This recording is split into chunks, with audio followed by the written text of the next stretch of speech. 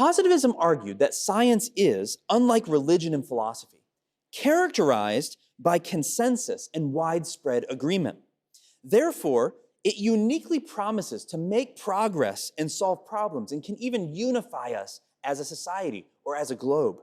However, with this view of paradigms in mind, I hope you can start to see Kuhn's view of the matter.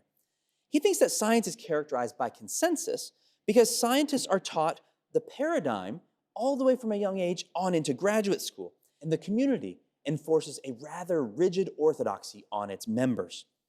Vocal questioners of the paradigm, for instance, no matter how credentialed, will have trouble publishing in mainstream journals, with mainstream book presses. They are effectively excommunicated by labeling them science deniers and pseudoscientists, and they're even unlikely to receive tenure at their institutions.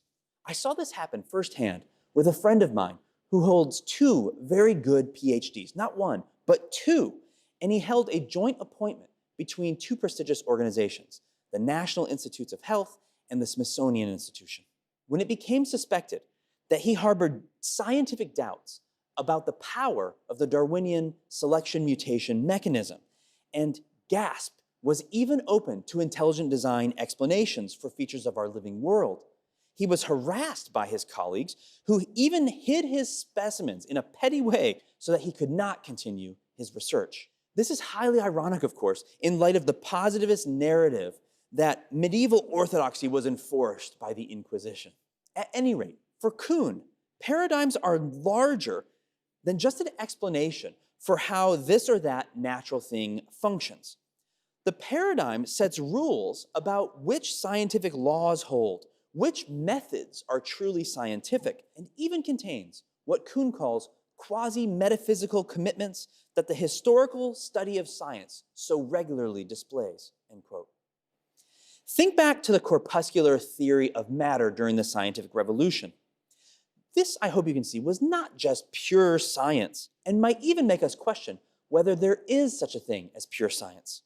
This was a metaphysical commitment they called scientific, and which served to guide their research and the solutions that they found acceptable. For instance, they went about looking for laws specifying corpuscular motion and corpuscular interaction. Those were the only explanations that were deemed at the time to be properly scientific. Or think of Einstein's development of four-dimensionalism, where space and time are thought to be part of a single manifold, as they call it. Surely, this is both a scientific and a metaphysical theory.